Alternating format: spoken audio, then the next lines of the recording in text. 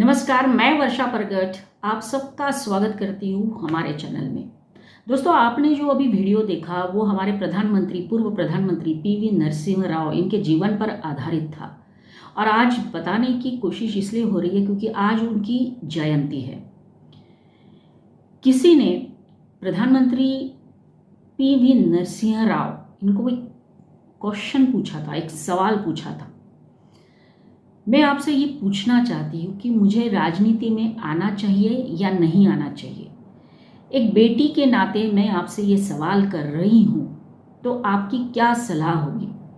इस सवाल पर पीवी नरसिम्हा राव इन्होंने जवाब दिया था कि अगर आप मुझे एक बेटी के नाते पूछ रहे हो तो मैं तो कहूँगा कि आपको नहीं आना चाहिए। ये सवाल पता है किसने पूछा था? ये सवाल पूछा था सोनिया गांधी ने नरसिम्हा राव जी से।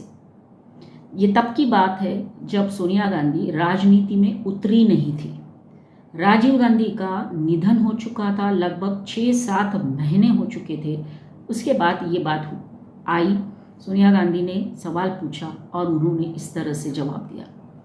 ये सवाल और जवाब दर्शाता है कि दोनों के बीच में कहीं ना कहीं विश्वास का संबंध था। लेकिन बाद में फिर सवाल उठता है कि ऐसा क्या घटा, ऐसा क्या हुआ कि दोनों के बीच में दूरियां निर्माण हो गई, खटास निर्माण हो गया, इतना कि उसका परिणाम पीवी नरसिम्हा राव इनके देहांत के बाद उनके पार्थिव शरीर को भी भुगतना पड़ा। तो वो कहानी उस दौर की है, 1992 से शुरुआत होती है। कांग्रेस की सरकार बनने वाली थी और प्रधानमंत्री को चुनना था। तो सोनिया गांधी ऑब्वियसली उनको पूछा गया था कि आपकी मर्जी क्या है। सोनिया गांधी ने सलाह मांगी अपने पार्टी के जो नेता थे उनसे, और उसमें से प्रमुख था PN हक्सर और कैप्टन सतीश शर्मा। इन दोनों ने सोनिया गांधी जी को सलाह दी कि पीवी नरसिम्हा राव जी को प्रधानमंत्री बनाना चाहिए। और डिसीजन हो गया, उन्होंने वो सलाह मानी और पीवी नरसिम्हा राव भारत के 10वें प्रधानमंत्री बने। उनका कार्यकाल काफ़ी अलग रहा, उन्होंने काफ़ी सारे रिफॉर्म्स किए। और जब उन्होंने अपना मंत्रालय बनाया, उसमें से वित्त मंत्रालय जो है डॉक्टर मनमोहन सिंह उनको दिया, और वहीं से शुरुआत होती है फिर लिबरलाइजेशन, ग्लोबलाइजेशन सबकी। जब ये सब कुछ हो रहा था तब प्रधानमंत्री नरसिम्हा राव इनको पता था कि वो तब तक ही प्रधानमंत्री बन सकते हैं जब तक सोनिया गांधी की मर्जी है। तो उन्होंने सोनिया गांधी जी की मर्जी संभालने के लिए अपने प्रयास जारी रखे।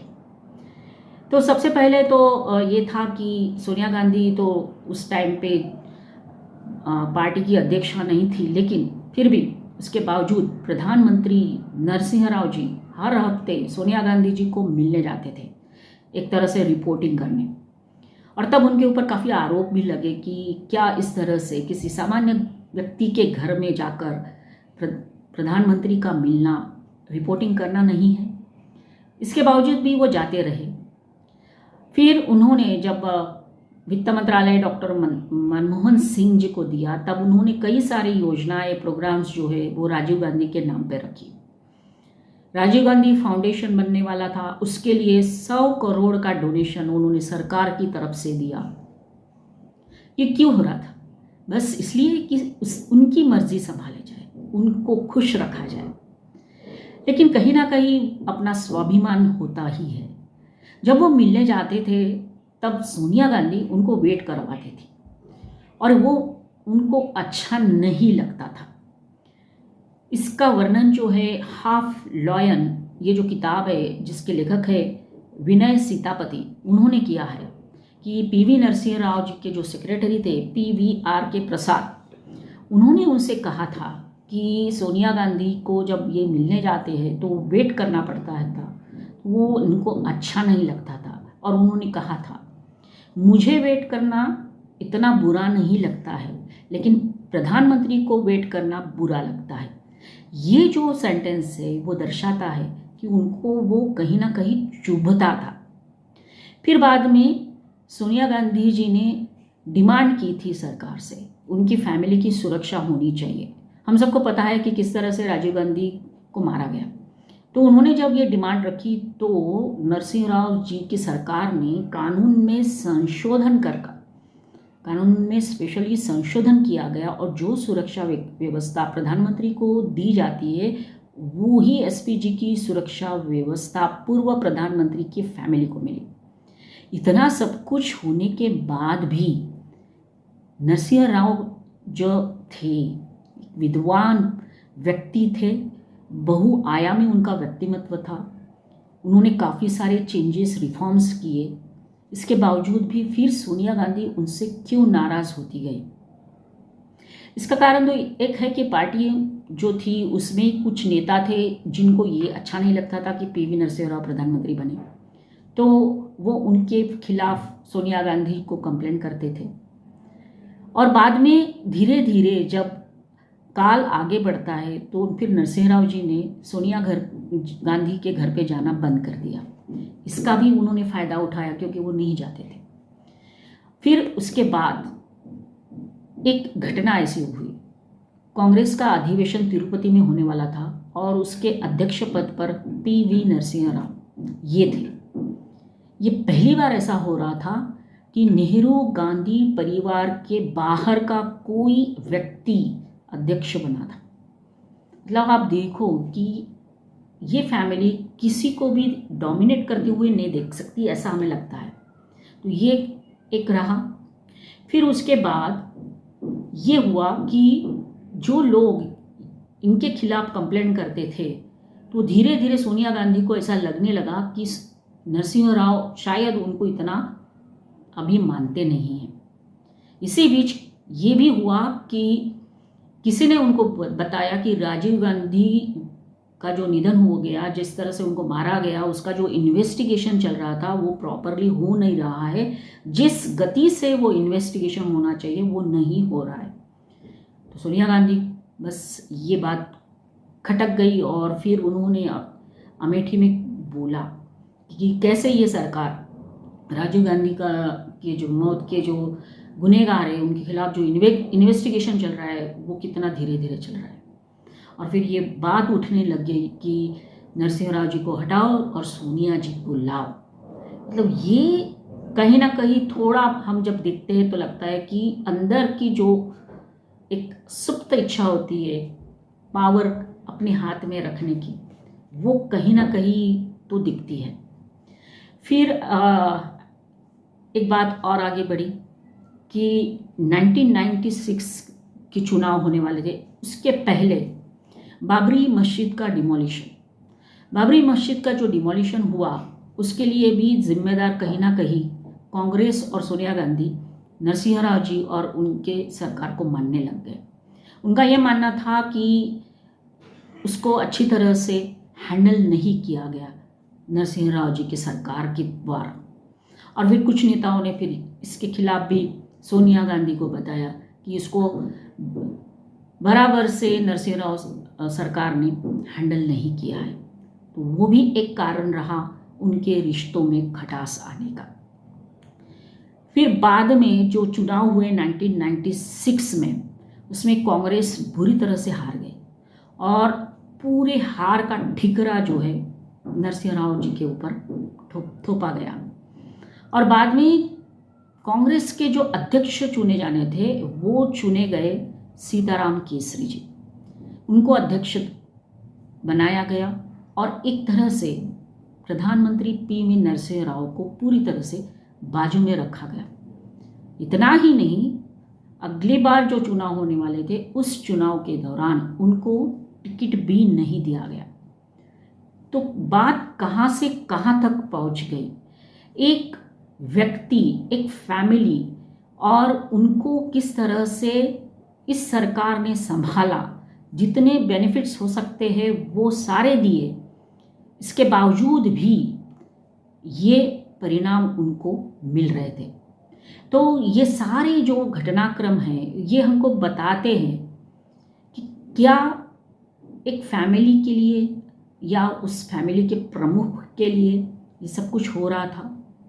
वो नेता जो उनके बहुत करीब थे सोनिया गांधी के, वो नरसिंह राव के खिलाफ खिचड़ी पका रहे थे। ये सारी बातें हैं जब आप बुक पढ़ेंगे हाफ लायन तो उसमें सब कुछ मिलेगा भी। तो इस तरह से दोनों जो बहुत विश्वास का संबंध रखते हुए आए और बाद में एक बड़ी खाई निर्माण हो गई। फिर उनका एज भी हो रहा था नरसिंह राव जी का, और जब वो बीमार पड़े, आई थिंक ये बात है दिसंबर महीने की 2004 की, वो बहुत बीमार थे, हॉस्पिटल में एडमिट थे। तो आप सोचो, अगर कोई प्रधानमंत्री जो है इस तरह से बीमार हो गया, पूर्व प्रधानमंत्री उस टाइम पे थे, वो एडमिट थे, लेकिन कोई उनको मिलने नहीं जाता है एज अ प्रधानमंत्री, उनको मिलने जाना चाहिए था, तो पता नहीं मिलने नहीं गए। और उसी महीने में उनका देहांत हो गया, दिसंबर 2004 ये महीना। देहांत होने के बाद परिवार वाले चाहते थे कि नरसिंह राव जी का अंत्य संस्कार दिल्ली में किया जाए, और बिल्कुल स्वाभाविक मांग थी कि इसके पहले जो पूर्व प्रधानमंत्री थे उनकी समाधियाँ वही है राजघाट पर। इतना ही नहीं, जो कोई भी मंत्री पद पर भी नहीं था, ऐसे व्यक्ति संजय गांधी, उनकी समाधि भी वहाँ थी।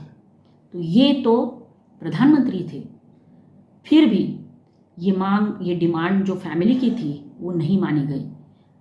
कांग्रेस और सोनिया गांधी जी ने इस मांग को नहीं माना। परिवार वालों ने बहुत कहा कि दिल्ली उनकी कर्म भूमि रही है, तो यही अंत्य संस्कार होने चाहिए।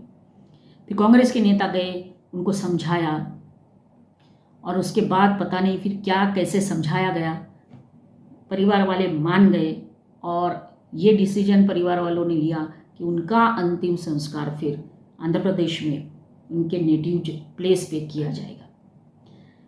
तो उसके बाद फिर उनकी अंत्य यात्रा निकली, और अंत्य यात्रा जो निकली वहाँ से एयरपोर्ट जाने वाली थी, और बीच में कांग्रेस का दफ्तर था। उस दफ्तर में नरसिंह राव जी का जो पार्थिव शरीर था उसको रखने की परमिशन नहीं दी गई, गेट खोले ही नहीं। लोग और परिवार वाले उस पार्थिव शरीर को लेकर लगभग आधा घंटा खड़े रहे, लेकिन किसी ने भी कांग्रेस के दफ्तर का गेट नहीं खोला। इतना अपमान क्यों? फिर जब अंत्य संस्कार आंध्र प्रदेश में हुआ है, तभी भी सोनिया गांधी अंत्य संस्कार के लिए नहीं गई। तो ये किस स्तर की नफरत थी, किस स्तर का ये खटास था, ये हमें दिखता है। एक ऐसे प्रधानमंत्री जिन्होंने भारत में आर्थिक सुधार लाते हुए भारत के आर्थिक गति को बढ़ाया, एक ऐसे प्रधानमंत्री जो इतने विद्वान थे, कितनी सारी भाषाएं उनको आती थी, उनका इस तरह से अपमान करना कितना जायज है, यह आप भी सोचिए। फिर उसके बाद जब कांग्रेस की सरकारें थी लगभग 2014 तक, मतलब 2013 तक, तब भी कांग्रेस और सोनिया गांधी ने कभी भी इनका सम्मान नहीं किया है। ये तो 2024 था जब भारत सरकार ने पीवी नरसिंह राव को भारत के सर्वोच्च सम्मान से सम्मानित किया, वो था भारत रत्न। तो आप सोचिए कि कैसे एक फैमिली, एक नेता अपने स्वार्थ के लिए या अपनी सुप्त इच्छाओं के लिए किसी व्यक्ति का इतना रोष, इतना द्वेष कर सकते हैं। इसका उदाहरण है पीवी नरसिंह राव जी का। तो आप भी अपने विचार हमें बता सकते हैं कि जो कुछ भी हुआ वो सही था या गलत। तो कमेंट बॉक्स में अपने कमेंट्स ज़रूर लिखिए और हमें बताइए। आखिर में हम आपसे यही रिक्वेस्ट करेंगे कि अगर आपको मेरा ये वीडियो अच्छा लगा हो तो ज़रूर लाइक करिए, शेयर करिए, कमेंट करिए, और जिन्होंने मेरा चैनल सब्सक्राइब नहीं किया है वो ज़रूर सब्सक्राइब कर लीजिए, ताकि आने वाले वीडियोस के बारे में आपको पता चले। अगले वीडियो में फिर मिलेंगे नए टॉपिक के साथ। तब तक के लिए धन्यवाद। जय हिंद।